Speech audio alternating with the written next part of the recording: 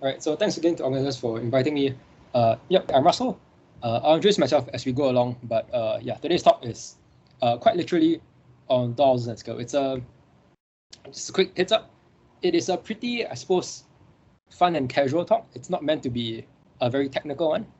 The intention is to sort of share one way of looking at games. It's specifically the way I look at games, right? It will have some suggestions at the end, right? Some sort of design suggestions. I have some ideas I picked up along the way, but yeah, just sort of frame what we're doing today because I think that's pretty important.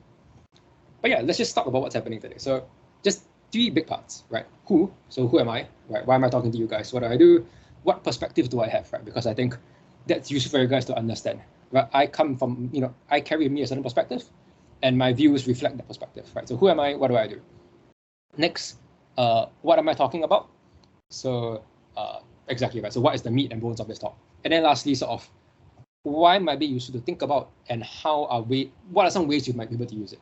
So just three broad sort of stages of the talk. And as a quick note, I tend to talk fast and I speed up as I get more excited. So if I reach speeds at which nobody can understand me, either let me know or let one of the organizers sort of let them know to shout out to me, because that is a occupational hazard with the way I sort of speak and design. All right, so just to start, I am a board game designer. I design physical games on the tabletop. This was the first game I worked on. So this is Karma. It's a game about flowing petals down a river with your friends, right? So the design objective or the design direction we wanted to create was, let's just have a river on the table. We want something that aesthetically captured the mood and feel of essentially a nice peaceful river with petals flowing down, right? So you would have your petals there and they're flowing down based on the water currents on the cards, right? So we did this back in university. This is just a fun thing that we did. We tried to do a bunch of stuff. There's a bunch of parts going on, but I tried to squeeze it into a very small box, right? So this came out back in university. And then this is the one that I'm working on, or we just finished and kickstarted. So this is Arcana Prophetia.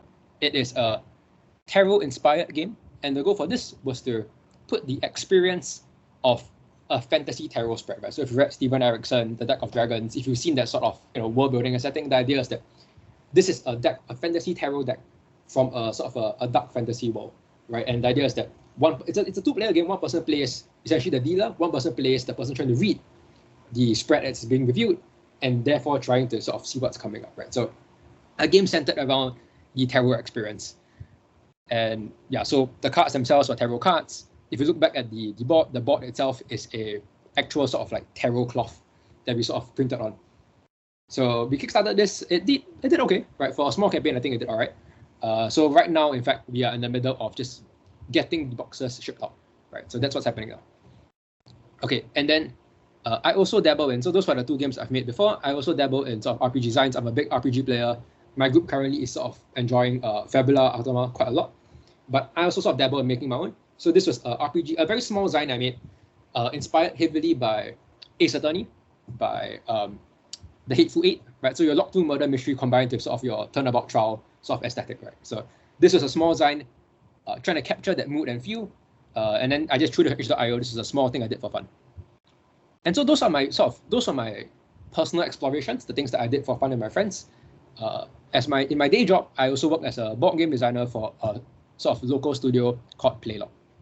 So their first game that they've made, you might have seen this around, it's called Fly Away. It's a game of bird migration and conservation. So they did this in collaboration with BirdLife International, which is an actual conservation organization. They won some design awards for this. I joined them towards the end of this, and so I did some sort of updating for this. I've sort of since made some small card games for them, and we're upcoming. We're going to be releasing a very tight, fast deduction-based game called Prowl coming up sometime this year, actually. So this is what I'm working on lately in my day job. And then also, I really, really enjoy historical fencing, right? So that's me on the right. I am dodging a thrust by the opponent. I'm a big fan of historical fencing. If you want to talk about swords and fencing and fighting, you can also ask me about those, because I love it, right? But okay, so that's enough about who I am, right? So that sort of reflects my design interest, my design background, the things that I'm interested in as a designer, right? But what am I talking about today, right? My talk title was perhaps a bit elusive, so let's get into it. But to start first, I want to ask, what scale are your games in, right? And I mean, this shouldn't be a surprising question. The top had the word scale in the title or the subtitle. So if you think about it, what scale are the games you play and the games that you design? What scale are they in? And what do I mean? So, sorry, I'm a bit recovering from something, but all right. So look at this. This is Monster Hunter, fantastic game, right? Grew up with it on the PSP. I've stopped playing it as much recently, but so in this, I believe that's a Zemtros. Probably subspecies, but either way, you have a big giant monster. Your human figures in front. In fact, there's a bunch of human figures scattered around the front. They're all small, they're tiny. You get a huge epic scale, right? You can hear the music. You can hear, both our heroes start playing. You can feel the mood swelling. You know how epic this scene is, right? This feels like a huge fight against a massive monster. But if you sort of pause and think about it, the scale of this is tiny, right? If you think about the scale of a PSP, and you realize I'm sort of talking about quite physical things here. If you think about the actual size of the things that you are interacting with, they are tiny, right? The size of a PSP, and if you have one, you can go dig it out and put it on your palm. Back in the day, the PSP felt huge, but if you look at the screen size, it is about no bigger than an iPhone. And in fact, I'm pretty sure some modern iPhone models, especially the XR ones, sort of dwarf the PSP's screen very vastly, right? And yet, right, we like to think of this huge thing. In reality, the scale is far smaller than we imagine. Hearthstone is another one I like to look at because Hearthstone has a thing where you realize its UI is designed to emulate and sort of mimic a real-world artifact or item, right? You can look at over on the left, you can see the clasp, right? Sort of the metal clasp as though this was an actual folding box with a folding cover, right? You can see sort of the inlaid wood. You can see sort of, the paper and the parchment and the scrolls. It's designed to look as though this was an actual, honest to God, life-size chest, right? Some sort of chest of drawers, some sort of, actual fantasy box, right? As you can sort of tell from, what's on the cover when you load into the game. But if you think about it, when you play Hearthstone on your phone, all this scaling actually stands out as far older than it is, right? Because all the parchment and paper you see here on your phone screen, it's far tinier. It's far smaller than whatever you would imagine this to be. And I think this idea of scale is sort of stretched. Or at least it's maybe just very consciously played with if you look at stuff like this. So what this is that this is from the Arkham Horror LCG. It's a fantastic game if you've not played it. It's a physical sort of collectible. Well, it's a expendable card game you can buy in stores. No randomness in packs. Pretty good game. But I want to focus on is that if you look at the cards here, right? These are tarot cards, right? They are titled tarot cards. The Five of Pentacles, the Tower, the Fool, right? These are named tarot cards. But think about what they are, right? Because if I'm playing, let's say if I, the player, purchase the cards and I choose to play the Fool, I am not playing a tarot card that is the Fool. I am playing the named game asset, the named game item called the Fool, of which the tarot card itself is this miniaturized thing zoomed in the middle over there, right?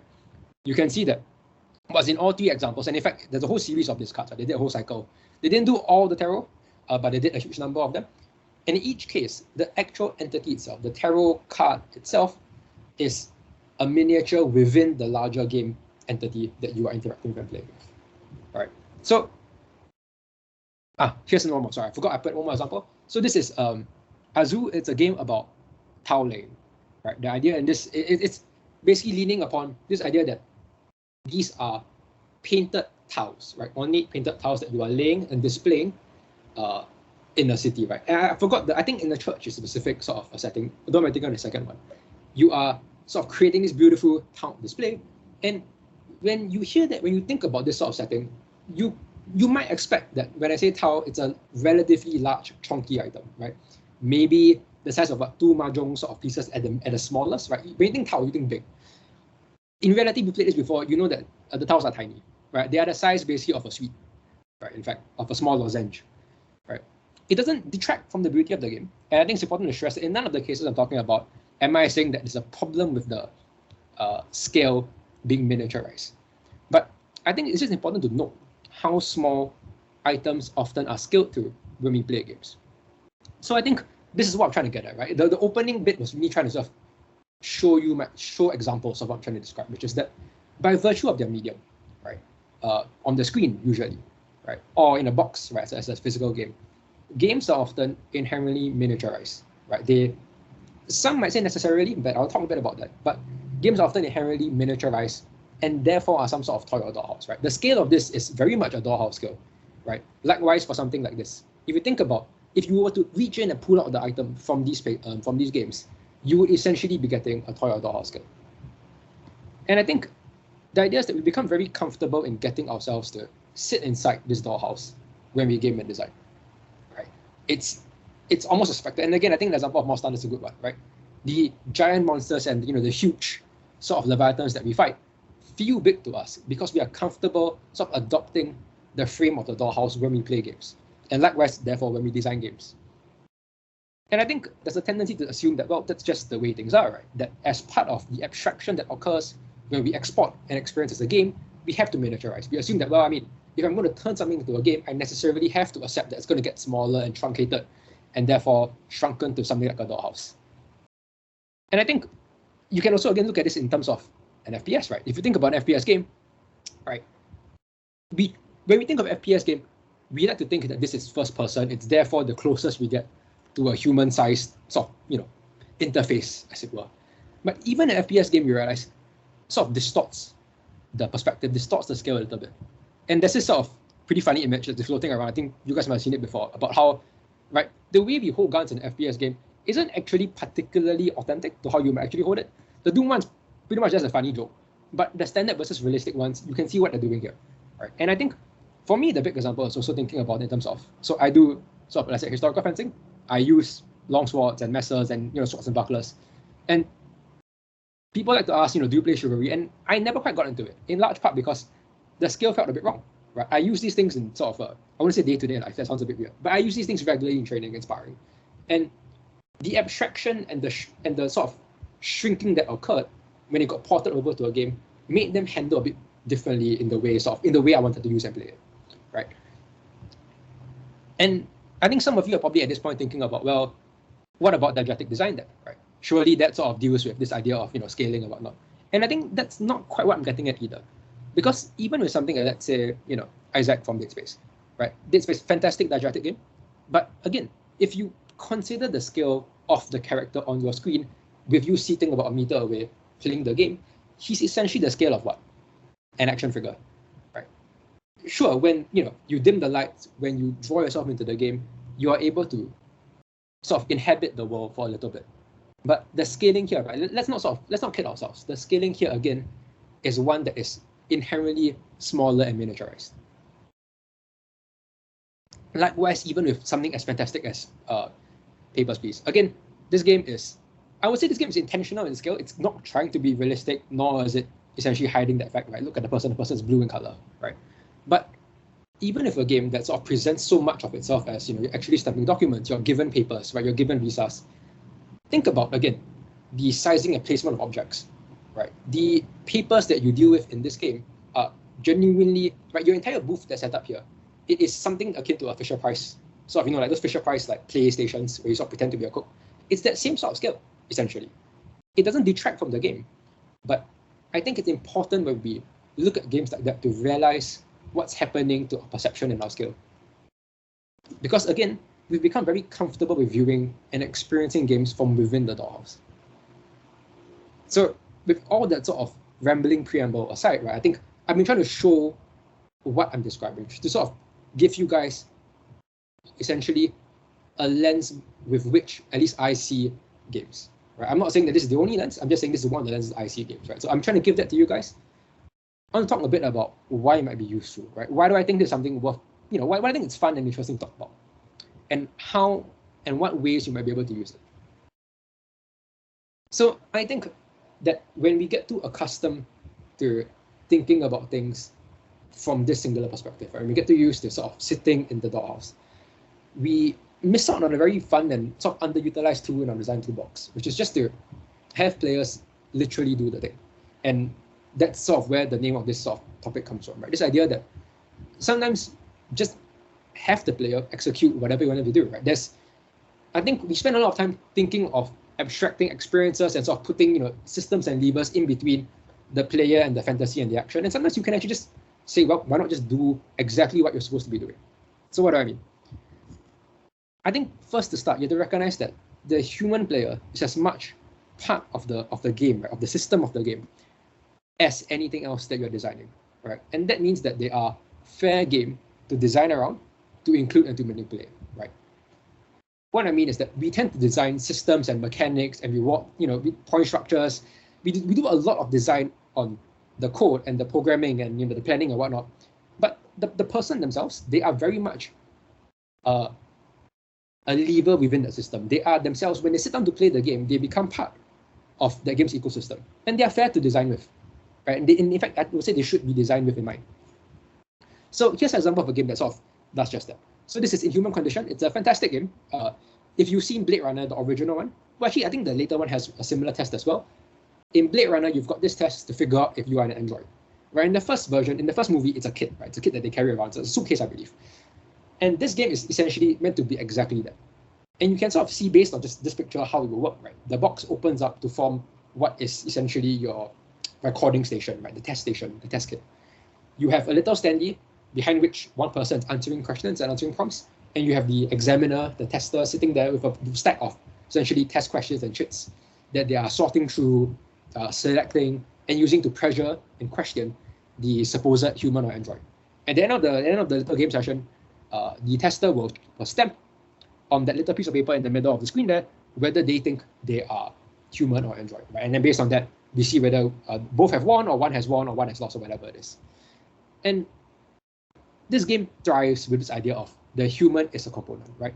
The UI of the game is not complete without the person sitting there to operate it, if you think about it. The cards themselves are designed to be actual, they're essentially designed to look like actual punch cards from some sort of dystopian bureaucratic hellhole, right? You get actual chops. So this chops, right? These little stamps are life size. They are actual chops that you could buy in Popular, right? But they obviously are color coded and they have a little icon in them matching to either robots or humans, right? The fact that the box opens up, to present itself as a recording station with all this sort of inlaid UI, that's also done intentionally, right? Again, to facilitate the person-sized gameplay going on.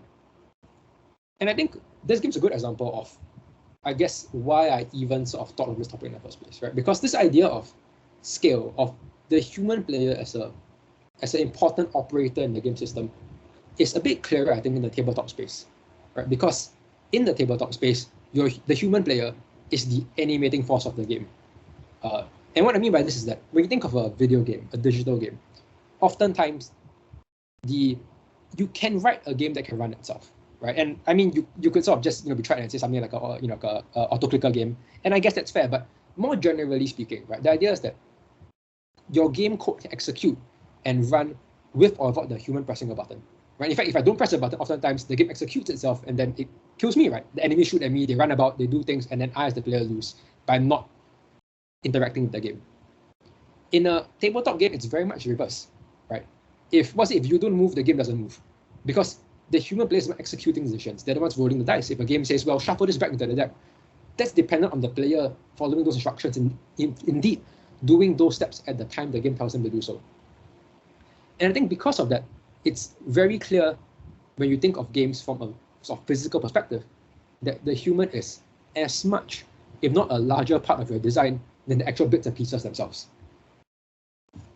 With that said, I think it's not to say that you cannot achieve similar effects digitally. And I think one of the easiest ways to sort of snap out of this dollhouse, or at least to sort of play with the dollhouse, like a 4-4 break, is to just scale things one-to-one, right? You scale something to the player rather than the character, right? The character is the one in the screen running about doing things, but you can scale things to the player, the person sitting behind the monitor playing your game, right? And I think this just comes down to just let the player literally do the thing. So let's actually get into giving some ideas, right? Because this so far has been a relatively, I guess, abstract discussion. And that's part of the point of this talk. But let's talk a bit about some, I guess, ideas or examples that I sort of, picked up along the way as I've been sort of thinking about this. So I think the most interesting one is when you scale your physical or tactile components in the game to the human size. And this basically means the control scheme. So the most obvious example that came to mind is House of the Dead, right? Your classic arcade shooter games. Everything else in the game is essentially still largely digital, right? I'm aware that some games increasingly try to build around the player, right? Like some sort of demented sort of like escape room. But in general, most of the game is still on a screen, flat, 2D, scaled down. But the control scheme is human, right? And I think that makes most of the game, right? That's why we go to arcades to play these games rather than stay at home. But I think an example of this being done at least in the way that I was doing it, is I mentioned the tarot game I worked on. For Arcana Prophetia, one thing we wanted to do is really capture the experience of fantasy tarot spread. And what this means is that we didn't want a tarot aesthetic alone. We wanted the game itself to emulate and create an experience as though you were in a tarot reading. So what that looked like and what that ended up being was that, as I've said before, the game mat, the game cloth is essentially an actual tarot cloth, right? It's inspired. It is designed to feel similar to a tarot cloth, and it's in fact largely the same size as a tarot cloth, 50 by 50, right? The act of laying out the spread, right? So your playing space is 3 by 4. You lay out a spread to fill out 9 cards, 9 slots on this spread, right? That's again designed to look like what it will be when you are laying out a spread for somebody. And in fact, we have rules that are both mechanically and strategic as well as aesthetically interlinked, which is that the way you place the cards are designed to both lead to strategy as well as lead to the board looking like a tarot spread, right, with interconnected spaces and whatnot. The cards themselves are again tarot sized, right? There are minimal, minimal gameplay elements on them. There's text and there's some iconography, but those iconography is as far as possible stylized, and the text itself tries to be quite unobtrusive. And for instance, your game tokens, right? So you see the little coin over there in the right, in the rightmost middle square, right? That coin is essentially, it's one of your game tokens, and essentially the tokens themselves are designed to look like sort of little coins and artifacts that you might find in this sort of dark fantasy kingdom, right? Everything designed to be scaled to the player. And I think the fun with this sort of design, right? The value that this brings is that when you scale something to 1-to-1, right? There's no friction between your fantasy and your control scheme, right? Players act directly rather than by proxy. I'm not pressing a button to make a man do a thing. I, the player, am doing a thing that then influences the game world, right? And I think that's a very powerful and fun feeling, because I think that captures the true fantasy of what a lot of these guys want to do. And here's another fun one. So this is another. So this is okay. So it sounds Japanese. It's actually a German company. I think the founder or one of the lead designers has a Japanese wife. I'm not sure what the relationship is there, but either way, it's a fantastic game. In Yubitsume, essentially, you are playing as sort of the fantasies that your Yakuza members, right? We're all sort of in sort of Japanese Yakuza, and we're doing this sort of gambling thing, right? And what's on the line are our fingers, right? The very classic sort of stereotypical Yakuza thing, right? Where essentially if you screw up, you lop a finger off. Now, how do you represent this? You could easily do this by points and counters and life tokens, or as you can see a little wooden sort of finger that you could imagine just everybody gets a bunch of wooden fingers and you sort of put it in front of you. The way this game did their life system is whenever you screw it up, or whenever you got caught, right, with the dice system, you would take one finger from your hand, you would tuck it beneath your hand and put your hand back onto the table. So it would appear as though you had one finger left, right? And then as you continue to perform poorly, you would remove more of your fingers by tucking more of them beneath your hand. And what you would therefore get is that you see people sitting around the table with various numbers of fingers remaining on their hand, right? With the other hand used to roll the dice. I would say that this single thing probably captures or makes the game what it is, right? Because again, at its heart, it's a simple dice game, right? We know dice rolling, push your luck, right? Can you react to dice games? Those aren't particularly uncommon. And to say that, well, it's a dice game in a Yakuza criminal setting itself is not particularly, I think, that's not particularly novel in and of itself, right? But this idea of using the player's actual body parts to count score in a way that is narratively appropriate, I think that's what makes this game sort of so special and unique. And of course, right, there are digital games that also sort of scale control schemes or parts of the game to, the human person. So Keep Talking Nobody Explodes, again, another fantastic game. And of course, right, we know that the one part of the game is the bomb diffuser, right? And that's completely digital. They don't send you a bomb. But part of the game is that you can download an actual, honest to God, actual A4 sized bomb diffuser guide, right? And that can be how you choose. You could use the PDF for sure, but you can have a physical booklet printout with you to use to use the bomb as you're playing, right? And again, that adds a lot to the experience, right? Because for sure, one person is interacting with the game digitally, but the other party, the other person, is, for lack of a better word, living the dream, living the experience, right? Because they are very much performing their game role directly, right? They are checking the documents and relay instructions to the other person. There is no distance between what the game's story of them doing is and what they are actually doing in real life. And I think to sort of, I guess, push this a bit further, let's look at something like Etrian Odyssey. Etrian Odyssey, fantastic game, fundamentally about map making, map drawing, right? The series is specifically famous for the fact that it's all about you creating detailed maps as you traverse through a labyrinth. The digital version works fine, right? It's obviously they give you a lot of detailed map making tools. But I think actually with the physical space, there are similar conceits or ideas worth looking at. So Beak, Feather and Bone is a game, unfortunately I don't have a copy of this, but what it is actually it's map labeling RPG to say. Right? It's a game where as you play the game, you are initially presented with essentially a blank map, and you are going to color or fill that in as the game goes along. Right? It's about adding detail and meaning and making meaning, right, out of what's previously a blank, sort of untouched map.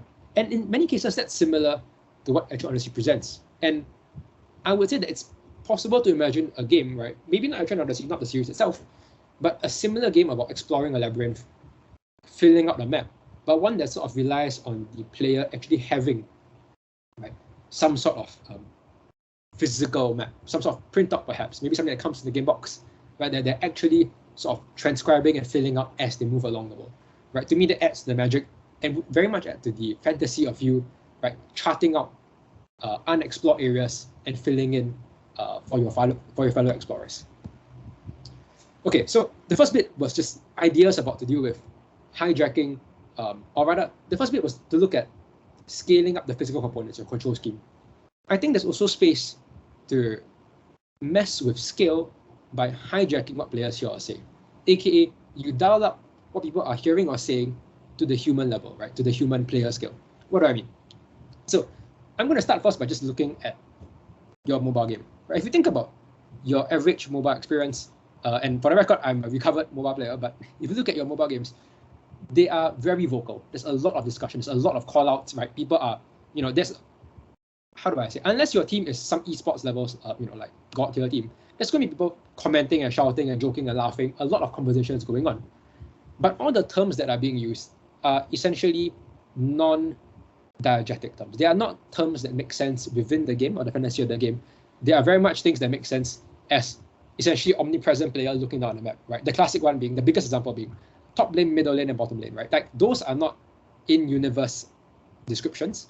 They are top, middle, and bottom because of how the minimap presents them, right? The conversation that is going on is purely, in a sense, purely descriptive, right, as a player. That's not a problem. This game, I would say, is not trying to be immersive. But look what happens when you change the dialogue, when you play a dialogue. So this is Space Team. Space Team, fantastic game. One of the best road trip games you can have. I highly recommend it. In Space Team, you play as crew members aboard a ship that is trying to outrun, I think a supernova, or I think one is a black hole. Basically, there is bad stuff behind you. Your ship is trying to get past the bad stuff. Everybody downloads the app onto their phone, and everybody gets a different dashboard. So here's an example. So basically, what you're seeing here is 3 different dashboards. Each dashboard gets a bunch of different tools, and each player will be, as the game progresses, given different instructions. Sometimes the instructions pertain to your own dashboard. So in this case, the examples here are quite neat and tidy because they all show stuff that the player themselves can accomplish. But as the game speeds up and spices up, you start getting instructions for other people's dashboards, right? And you never know who has what on the dashboard, right? Because there's no time to look at other people's dashboards. So instead, the game thrives on discussion, and specifically at shouting out instructions, right? Because you might be saying, well, okay, look, if let's say I didn't have let's say the leftmost person did not have the shift sanitizer, they will need to call out to their table of friends or whoever's playing with them on Discord or whatever and say, right, set shift sanitizer to 1, right? And they will need to rely on the rest of their friends to pick that up and execute. But as this is happening, other people are shouting at their own instructions. Sometimes you need to turn your phone around. Some people's dashboards are falling off, right? It's a very hectic environment. And what starts out as very calm, measured, okay, do this, do that, becomes increasingly garbled, hectic, and frantic. So in many cases, similar to what you might expect from a League of Legends game, right? But I think that the key is that the vocabulary use, the names used are meant to be both humorous, such as leftovers, refrigerate, but also they evoke your classic sort of cartoon sci-fi atmosphere, right? Your Copernicus crane, your infrared A spectrum, your luscious prism neck, right? These are terms that when shouted out, when people are desperately saying, right, somebody said, who has the luscious prism neck, right? Those are the words and the sounds and the audio of a desperate sci-fi crew in some sort of early 80s sort of cartoon about spacefaring adventurers. And because the game uses those terms instead of what could otherwise be very mundane, blue switch, red switch terms, you get what's surprisingly immersive an experience for a very small, lightweight game that, again, is designed to be played essentially semi-drunk with friends on a road trip, right? And yet, again, surprisingly immersive.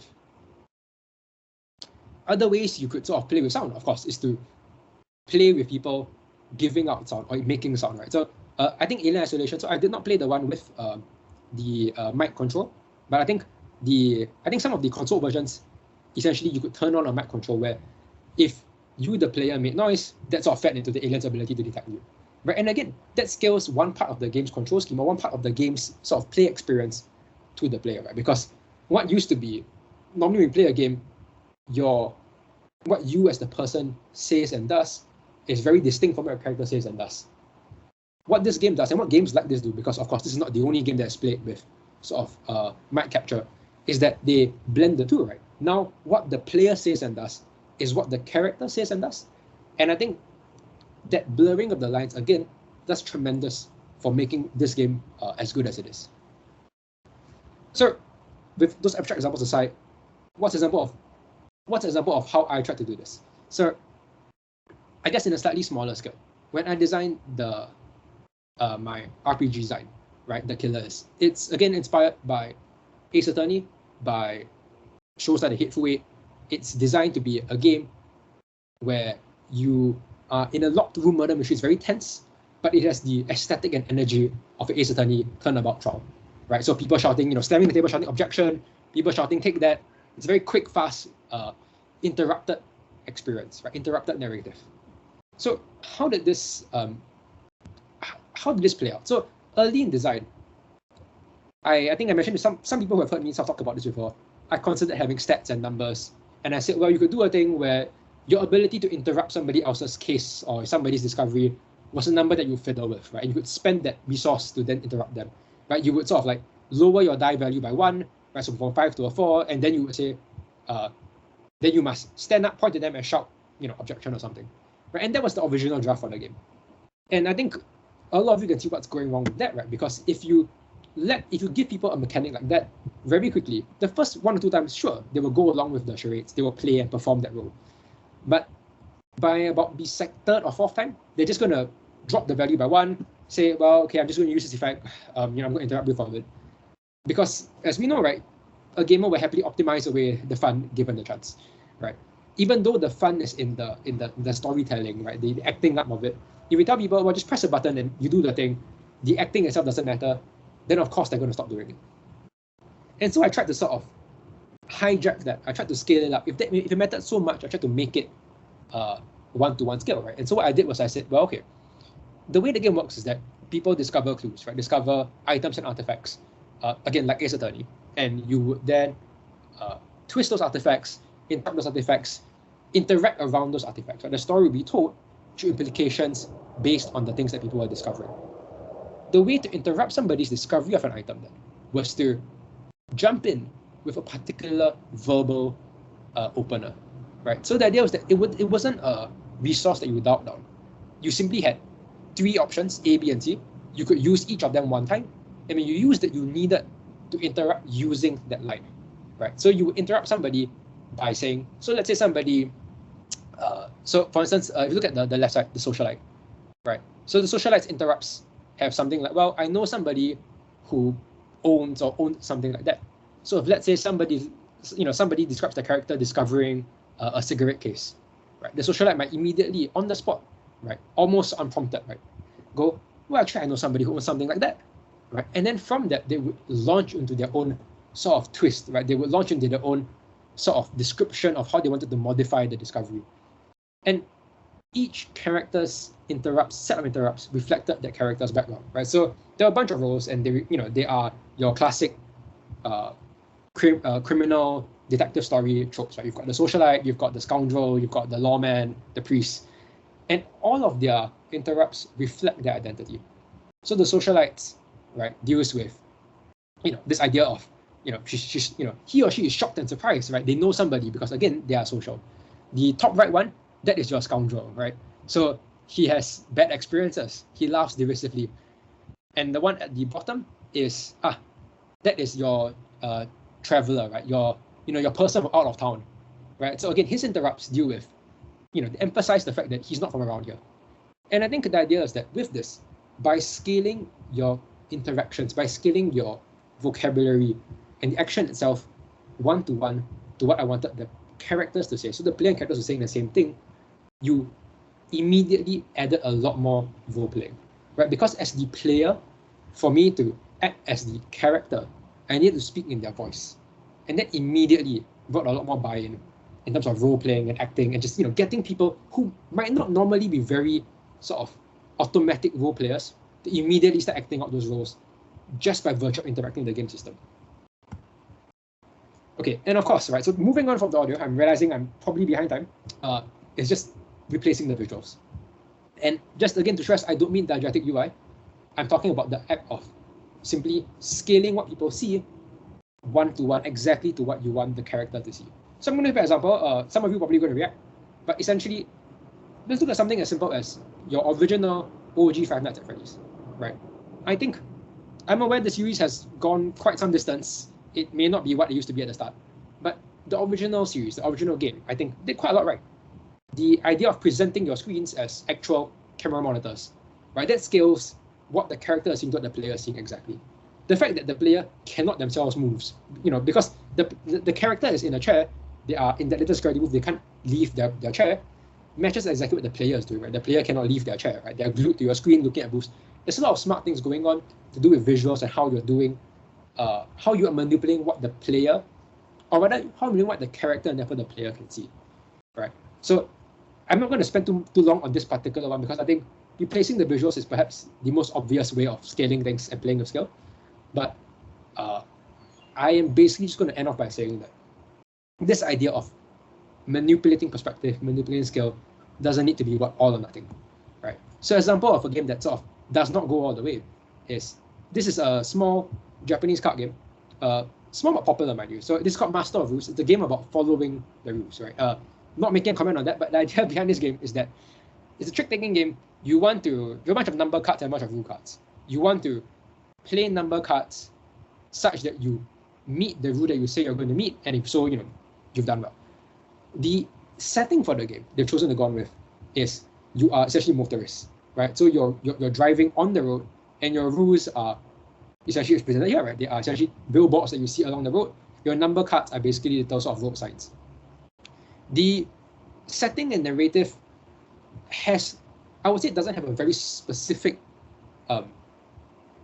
buy-in or tie-in to the mechanics, but I think where the game did really well is, and I don't have a picture of it now, so I meant to take a picture of it, but I fell sick over the weekend, so I could not grab a copy of the game from where I had it stored. But the game's starting player card is actually a set of car keys, right? So the idea is that if you imagine a set of car keys, they actually can fit onto a playing card. And what the game designers did was that they said, okay, they took an image of car keys in the perspective as though they were lying on a playing card, and that was your starting player marker. Right? So a single card that looks like car keys left on the table, and you will pass that around the table to determine who's going first, right, in a particular trick. And I think when my group first looked at the game, the narrative didn't click. But the minute we saw the car keys, we went, right, no, we see what's going on, right? The starting player starts the drive, starts the race, starts whatever is ongoing, and that's why we're trying to follow the rules. I think it, for me, drives from the point that a single sort of element that plays well with the scale can do a tremendous much for helping the rest of the game flow neatly for your players. Of course, not every game can or should mess with the human scale, right? Sometimes it's just good to stick with this abstraction and not try to be too literal. Some games just don't make sense when you try to scale it up, right? If your game does not have a human-sized component, right? Your game is about, I don't know, dragons and animals and things that are just not scaled at humans, maybe it doesn't make sense, sure. But I think the fact is that scale is always there, right? When we design games, we are consciously or otherwise making choices that reflect in terms of the game scale. I think my hope is that this talk simply just shares with you a way of looking at scale, makes you more cognizant of it, such that one day, when relevant, you remember to play with it. Okay, so that's it for my talk. I apologize. I think I've gone a bit over time. But yes, any questions? I apologize if the talk was a bit more abstract than people expected, but I wanted to share something that I think you wouldn't normally sort of be spoken to about, and that reflects my perspective as a physical tabletop game designer. But yeah, questions asked away. Too much diegetic UI for creating an immersive experience. Interesting. I think, if you mean, I think rather than say too much diegetic UI, you can get games that are a bit too clever. Right, hold on, let me see. I think there are possibilities for a game to be a bit too clever with diegetic UI and therefore sort of break immersion a little bit. Let me think of examples. How do I say? So I think what I'm thinking of is when a game sort of tries to be a bit too smart of itself, ends up feeling a bit scripted. In some senses, for instance, a game that I've talked about and I considered putting in was something like this Danny Parable, right? So I'm not sure whether they consider the Danny Parable scaled to the player, right? You definitely are spoken to. To some senses, you can consider the game as talking to you. It's scaled to you as the player rather than the character. But at the same time, also, I would not call it immersive, I think, because it's a game that knows it's smart. And you know the game knows it's smart, right? So in some senses, there's a level of artifice going on because you're aware of, the fact that this is something that is cleverly put forward in front of you. And I don't mean that's a bad thing, right? There's something fun about interacting with a game that's very confident in its intelligence. But I think it's something worth bearing in mind. Yeah. And wait, yes, next one. Thanks for enjoying the talk. I was a bit concerned that this talk would be out there, but yes. I think it's, I think if people just walk away from the talk being more cognizant that we are automatically playing or automatically making choices about scale, I'll be quite happy with that already. Some games RPGs have fought with moments, sentience of in-game characters interact with the player. So, I think, for me, fundamentally, the thing is that most players, I'm not going to sort of, I'm not going to say off it, but I think most players are aware that even the most sentient of character is ultimately artificial, right? So I think that's similar to what the first person was talking about, right? And this idea that if a game sort of tries too hard to be, as in, I think for me, for instance, for the genius about DDLC is that we feel that they are sentient, but know they are not, and it's that tension that creates sort of a lot of the, I think the like a lot of the tragedy, or at least a lot of the angst of playing that game comes from the tension between the fact that you know they are not real, but you feel they are real, and this game purposely plays with that emotion, right? So I think in that sense, would I call that human scale? I guess you could, and I think that the value comes from that. It's just that to me, I never mentally park them as such, because I think they're intentionally, in a sense, they are pointing out that their scale is not human, right? The characters in the game are not authentic sentient beings, and they're pointing that out, and they're making that, and by pointing that out, they are therefore creating the angst and the tragedy. It takes two. But from now on, next one. I would name the people that by, it's all anonymous, so I'm just going to say anonymous 1 to anonymous 2. What are your thoughts regarding the game It Takes Two? If it does follow the main characters being shrunk and viewing mundane things with a new light? I think it does, but it's also a game where nothing that you, the player, or rather, you, the player, operate in a completely different scale from you, the character, right? I was able to experience with the game. I could not quite convince my partner to get into it, but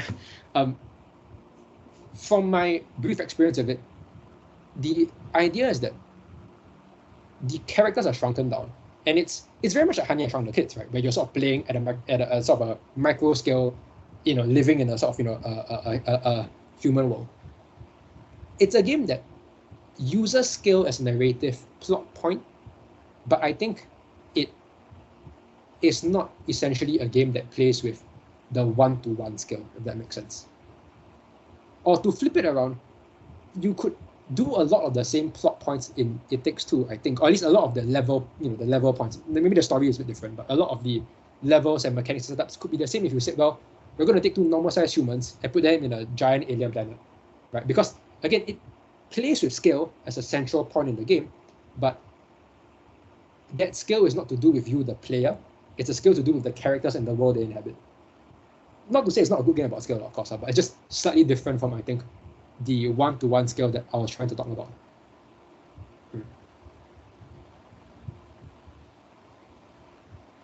So I hope I answered the questions, because especially with Q&A, I tend to get a bit sort of rambly and sort of, I tend to sort of follow tangents as the questions lead. But yeah, any other questions? Or if I didn't answer a question, you can just let me know and I'll go back to answer it as well. So.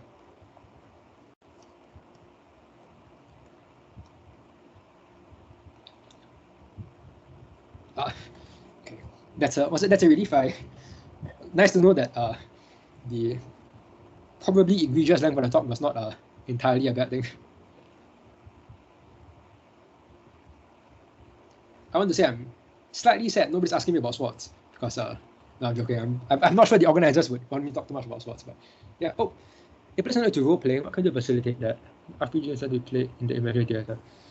So I think that's exactly the sort of thing I was trying to get at with my design I was talking about, right? So for and by the way, if anybody's interested in the perfect. Okay, I will talk about sports in a bit. Let me just talk about the role-playing games first. Right. So thank you. I appreciate all of you. It's fantastic. But let me do the role-playing one first. So really quickly, if you're curious about the role-playing game, it's for free on my itch.io, because I did it as a very fun side project. But I love all of you. Thank you very much. But for the role-playing game, I designed it without the GM, right? And normally the GM, in my mind, is the main facilitator of role-playing, right? So I think what I tried to do is that I tried to offload a lot of the role-playing to the players themselves, because there's no GM to then drag that out of players, right? A good GM brings out the role-playing of the characters from the players. Without the GM, I needed to bake that into how players are operating the game itself. And one thing I do have a favorite spot, but one thing I did was I tried to have the mechanic. Basically, if you think about it, for that game, and actually, let me try to share my screen again. Let me just quickly. This takes us further away from swords, unfortunately, but I think this is important. So let me share very quickly. Okay, so I think you guys can see this. So again, the main mechanic in the game, or the main way the game progresses, is through the creation of clues, right? The creation of clues, and then the manipulation and twisting of those clues. Right? Again, it's a game inspired by Ace Attorney, so it's all about the artifacts, it's all about the items. So the discovery itself tends to be relatively role-playing, right? Because the clues that each character can discover are tied to their class, if you will, right? So the socialite discovers things that are to do with letters, token of affection, something scandalous, right? Something confirming overheard gossip, right? And my favorite, an item belongs to somebody else, right? So you can make accusations, for free essentially. And this is the socialite's toolkit. The merchant is another class, right? The merchant's toolkit has to do with something's expensive, something that's shockingly cheap for somebody of the victim stature, something that is rare and hard to find. And so every player, simply by trying to play the game, will be interacting with the story through tools that necessarily create role-playing moments, if that makes sense. Because as the socialite, even if, so for instance, I am not a social butterfly by any means, right? But if I play the socialite, right, I'm naturally thinking of people and connections. Because all my clues, so as an aside, I guess just to make it very clear, the way this game works is that the game starts without a predefined culprit. There's a dead body on the floor or on the ceiling or however you want to set it up. There's a dead body somewhere in the room. We are all gathered here. One of us has killed the person. And the whole game plays out where people are finding clues essentially to put the blame on other people. Right? So essentially, if you like Among Us, you're probably in the right headspace for this game. It's all about blaming other people, but doing so by creating clues and shifting implications to other people. Right? It's all not about it's very much about show, not tell. It's very much about hint rather than sort of elucidate. Right? So the idea is that if I'm playing the socialite, I'm naturally thinking in terms of people and connections. Right? A letter is necessarily from who to whom. A token of affection, who's affectionate to who? Was it a desired token of affection? Scandal is inherently people related. Gossip is usually who told you the gossip, right? Somebody's involved. And I think belong to somebody else is again very much inherently about two different people tying them together. Right? And again, if you look at their interrupts, right?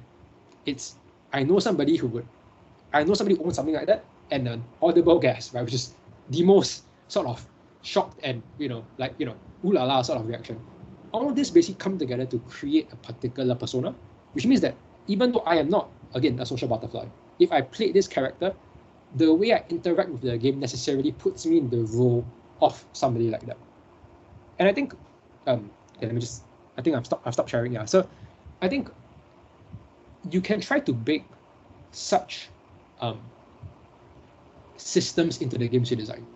If you want to look at like the game I've made, you can look at another professional game, a game I love. It's called Fabula Ultima. And let me just type it in the chat, I guess. A little bit of shilling for a friend. So it's a tabletop RPG system designed around Japanese RPGs and anime, right? So very melodrama, very heroes against unstoppable odds. If you like Final Fantasy, you'll love the game.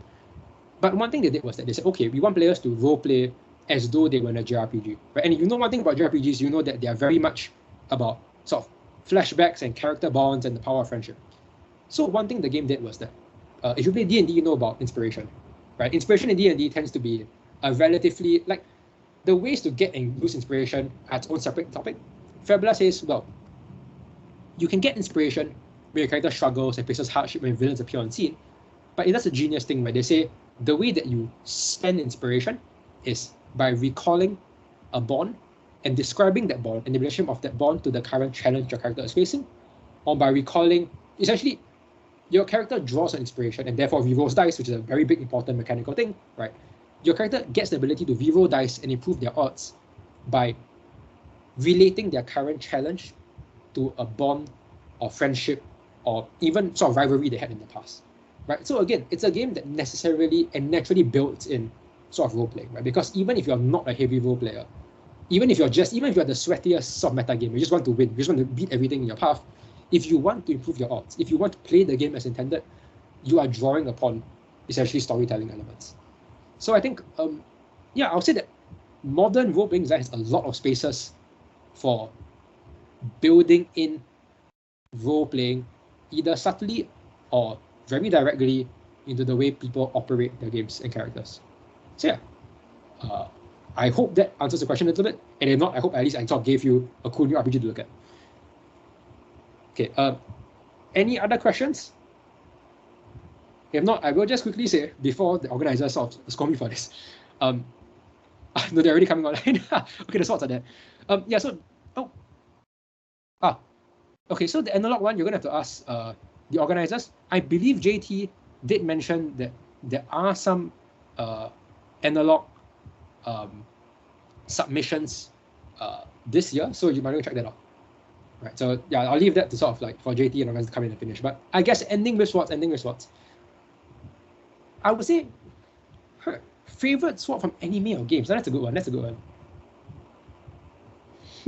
Well, okay, I want to say my favorite one, but I'm going to give a controversial sword take because I think it's appropriate, which is that I actually want to say that I think Kylo Ren's sword saber is pretty legit because if you do modern historical fencing, the cross guards do a lot for how you fence.